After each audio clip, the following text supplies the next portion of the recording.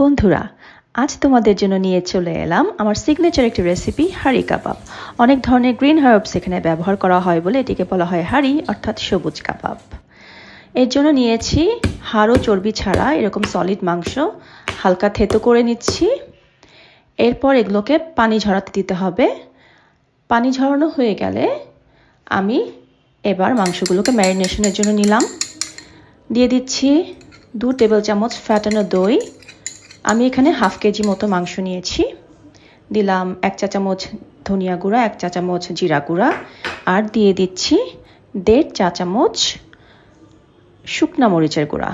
একটু ঝাল ঝাল তো হতেই হবে যেহেতু কাবাব। এরপর দিলাম আদা রসুন বাটা 2 চা চামচ। এবার সব উপকরণ ভালো করে মেখে ওভারনাইট ম্যারিনেশনের জন্য আমি ফ্রিজে এটা রেখে দিব। সময় কম থাকলে 1 ঘন্টা ম্যারিনেট করলেও চলবে। তো এই তো আমার মাংস ম্যারিনেট করা হয়ে গেছে। এবার মাংসগুলোকে আমি একটি প্রেসার কুকারে নিয়ে নিচ্ছি। যে পাত্রে আমি ম্যারিনেট করেছিলাম সে পাত্রটি ধুয়ে পানিগুলো দিয়ে মাংসগুলোকে ডুবিয়ে দিচ্ছি।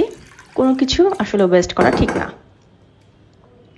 তো হয়ে গেল। এবার আমি মাংসগুলোকে ডুবিয়ে দিয়ে গ্যাসে দিয়ে দিব সেদ্ধ হওয়ার জন্য। আর এদিকে আমার পেঁয়াজ ভাজা হচ্ছে বেরেস্তা করার জন্য, এটি আমার পরে লাগবে। তো এই যে আমার মাংস সিদ্ধ হয়ে গেছে, আমি একটু স্লাইস করে কেটে নিয়েছি। টমেটো কেচাপ, গরম মশলা গুঁড়ো, ওই বেরেস্তাটা, অনেকগুলো ধনেপাতা কুচি, কাঁচামরিচ কুচি, কেউ চাইলে পুদিনা পাতাও দিতে পারে। এরপরে সেই বেরেস্তা ভাজা তেলে আমি একটুখানি ঘি দিলাম, যেহেতু কাবাব ঘি তো দেয়াই যায়। এরপর দিলাম সেই মাংসগুলো, হালকা একটু ভেজে নিতে হবে কিছুক্ষণ। এরপর একে একে আমি অন্য উপাদানগুলো এখানে অ্যাড করব।